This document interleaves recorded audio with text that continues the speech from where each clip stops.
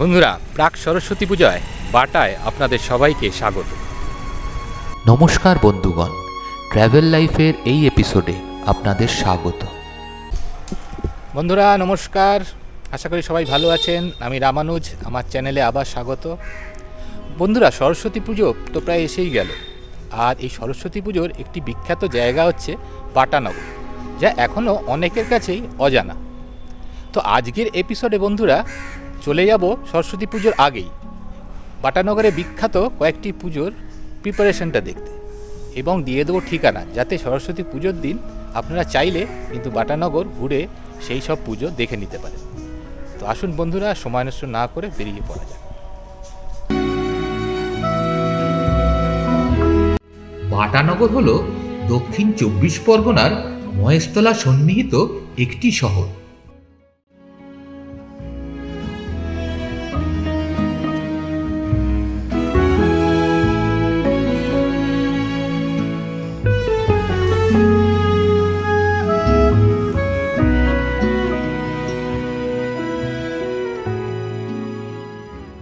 এই বাটানগর হলো একটি ঐতিহাসিক জায়গা, যেখানে 1934 সালে ভারতবর্ষের প্রথম বাটার কারখানা তৈরি হয়েছিল জ্যান অ্যান্টনিন বাটার হাত ধরে।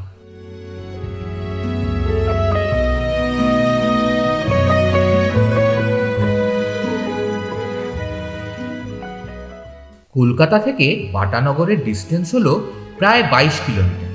আর কলকাতা থেকে এখানে নিজের গাড়ি ছাড়াও বাই বাস বা ট্রেনে করে আসা যায়। বাই বাস আসতে হলে 77 নম্বর বাস অথবা হাওড়া বাটা মিনি ধরে, আর ট্রেনে করে আসতে হলে শিয়ালদা থেকে বজবজ লাইনের ট্রেন ধরে সোজা নুঙ্গি স্টেশন। আর নিজের গাড়িতে আসতে হলে তারাতলা থেকে দুর্দান্ত ফ্লাইওভার ধরে সোজা বাটা মোড়। তো বন্ধুরা, পৌঁছে গেলাম বাটানগর মোড়ে। তারাতলা থেকে ফ্লাইওভার করে বা চৌরাস্তা থেকে ডাকঘর বা বজবজ যেখান থেকেই আসুন, আসতে হবে এই বাটানগর মোড়ে। আর এই বাটানগর মোড় থেকে আমরা ভেতরে চলে যাব। তো বন্ধুরা আসুন, দেখুন বাটানগর মোড়।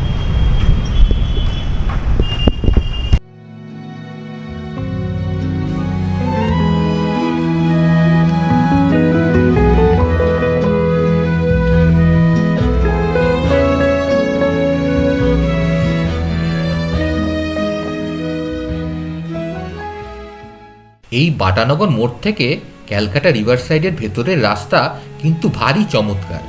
আর বাটানগর মোড় থেকে পেয়ে যাবেন টোটো, তো সেটা করে সোজা চলে আসতে পারেন এই নিউল্যান্ড মাঠে।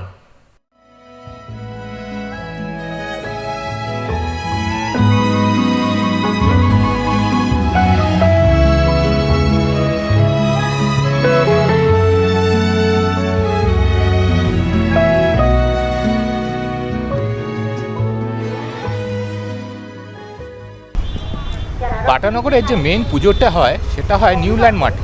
আর এই নিউল্যান্ড মাঠটা হচ্ছে বাটানগর থেকে 1 কিলোমিটারের মধ্যে। তো আসুন বন্ধুরা, ঢুকে পড়ি সেই নিউল্যান্ড মাঠে। এই নিউল্যান্ড মাঠ প্রাঙ্গণে ঢোকার রাস্তাটিও কিন্তু খুব সুন্দর।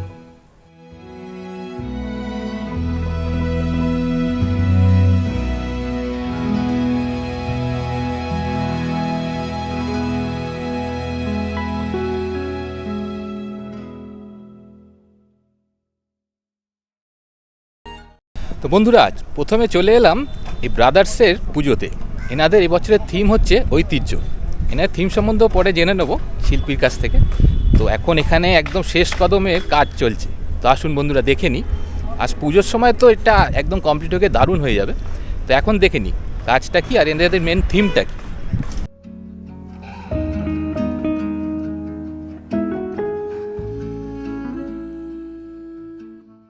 মণ্ডপে ঢুকতেই চোখে পড়ল কলকাতার নানান সব ঐতিহ্যবাহী স্থাপত্যের পেইন্টিং অথবা মডেলের সব ইনিশিয়াল স্টেজ।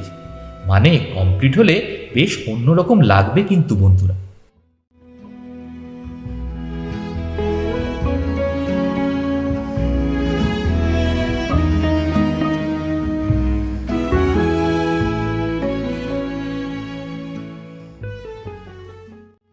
এবার আসুন বন্ধুরা, এই সুন্দর থিমের যিনি রূপকার সেই শীতাংশু দাস সাথে একটু কথা বলি।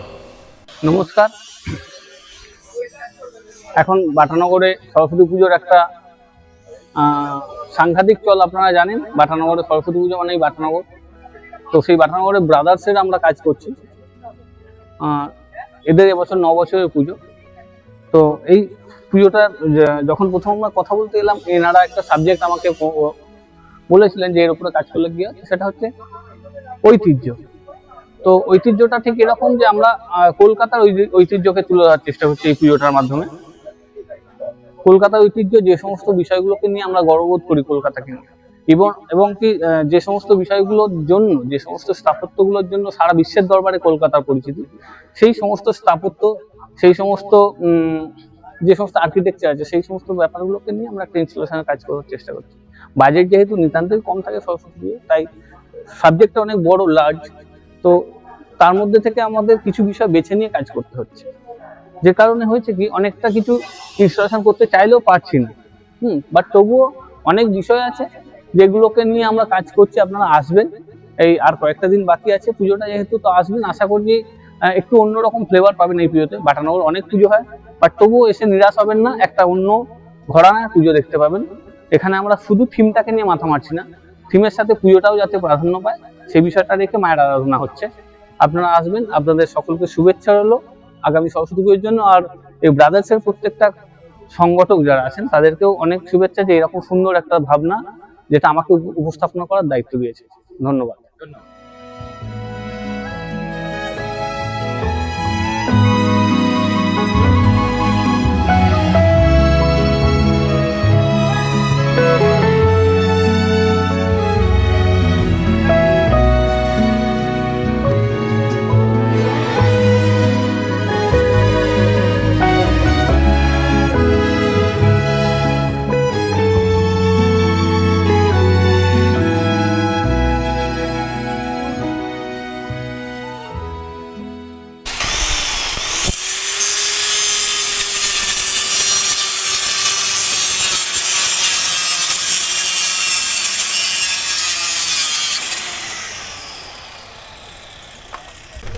বন্ধুরা বুঝতেই পাচ্ছেন যে খুব জোর কদমে এখানে প্রস্তুতি চলছে। তো আশা করি যখন আপনারা আসবেন, প্যান্ডেল যখন তৈরি হয়ে যাবে, দারুণ লাগবে দেখতে।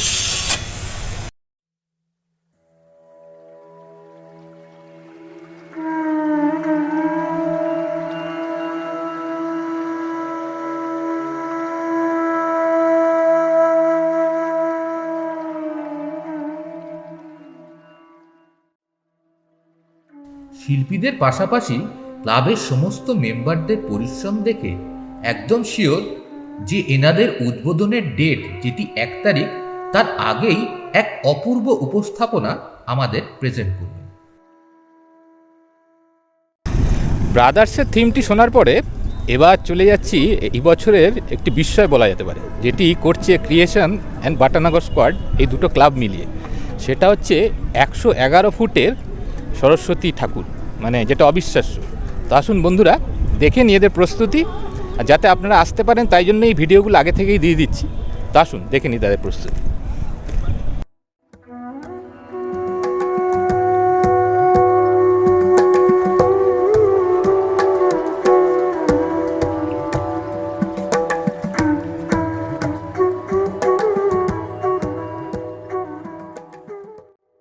এই বিশাল মূর্তিটি দেখেই যেন অভিভূত হয়ে পড়লাম। প্রাচীন ভারতীয় শিল্পকলার ধাঁচে তৈরি এই অসাধারণ মায়ের মূর্তি।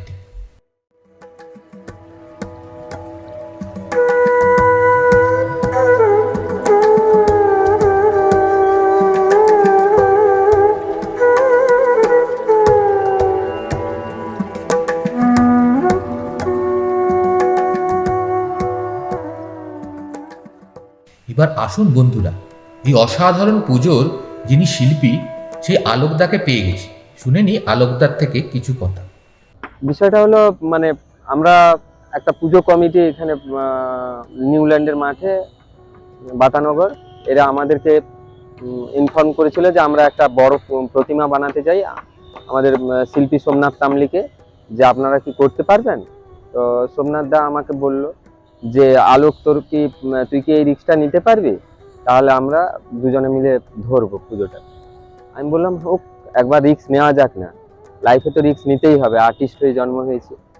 তো রিস্ক নিলাম, তো প্ল্যানিং দুজনেই মিলে করলাম যে কিভাবে করব, কি হবে, কাকে দিয়ে কাজটা তোলা যাবে।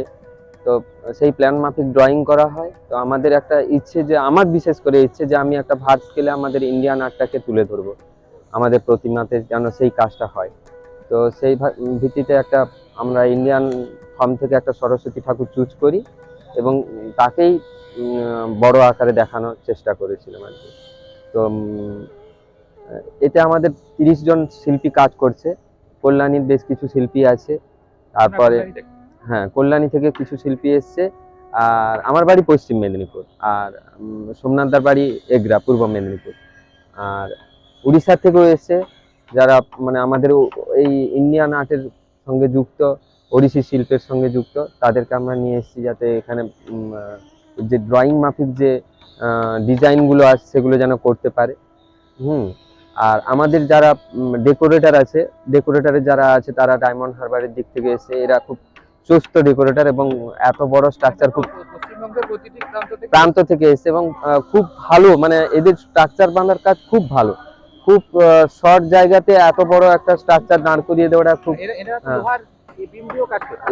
হ্যাঁ লোহার স্ট্রাকচার পরে দেওয়া হয়েছে আমাদের, তো যাতে না পুরো লোডটা আমাদের প্যান্ডেলের উপরে পড়ে। এটা তো একটা প্রশাসনিক ব্যাপার আছে, প্রশাসনিক দিকের কথা ভেবে আমাদেরকে পরে আবার লোহার স্ট্রাকচার বানাতে হয়েছে। তো এরা খুব ভালো মানে কাজ করে, যারা আমাদের ডেকোরেটর যারা আছে, হ্যাঁ তাদের যারা যে হেড আছে খুব ভালো ছেলে, প্রল্লব দাস, কলকাতাতেই বাড়ি। সে খুব হেল্পফুলি ছেলে, খুব সাদাসিধে এবং হেল্পফুলি ছেলে, মানে সবার পূর্ণ সহযোগিতায় খুব কম দিনের মধ্যে এই কাজটা নামাতে পেরেছি। আলোকদাকে অশেষ ধন্যবাদ জানিয়ে এবার চলে এলাম মায়ের এই 60 ফুটের বিশাল বীণাটির সামনে।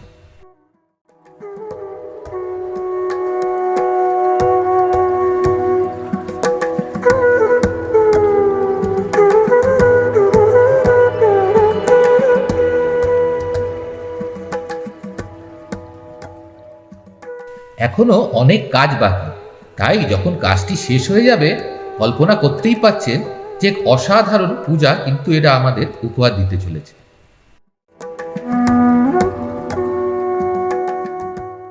মায়ের মৃত্তিকার মূর্তিটিও কিন্তু প্রস্তুতির পথে।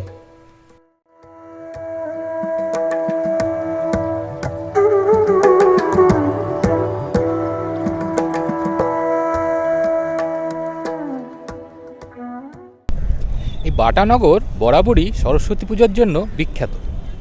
আর এই বাটানগর নিউল্যান্ডে যেখানে এই দুটি বড় বড় পুজো দেখলেন, তার পাশাপাশিও প্রচুর সাবেকি পুজো কিন্তু এখানে হয়, যাদের প্যান্ডেলও এখন কিন্তু শুরু হয়ে গেছে। তার মানে এখানে ঢুকলে একসাথে প্রচুর পুজো দেখা যাবে।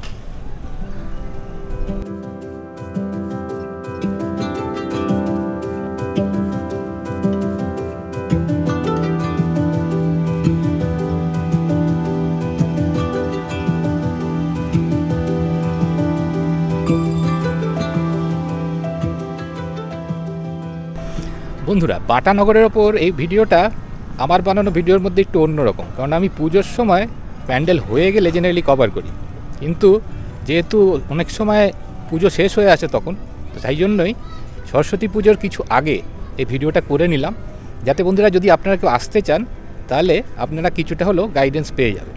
তো বন্ধুরা, কেমন লাগলো ভিডিওটা কিন্তু অবশ্যই কমেন্টসে জানাবেন, ভালো লাগলে লাইক শেয়ার, আর যদি এখনও সাবস্ক্রাইব না করে থাকেন তাহলে আবার রিকোয়েস্ট করছি একটু সাবস্ক্রাইবটা করে দেবেন। ধন্যবাদ বন্ধুরা, ভালো থাকবেন।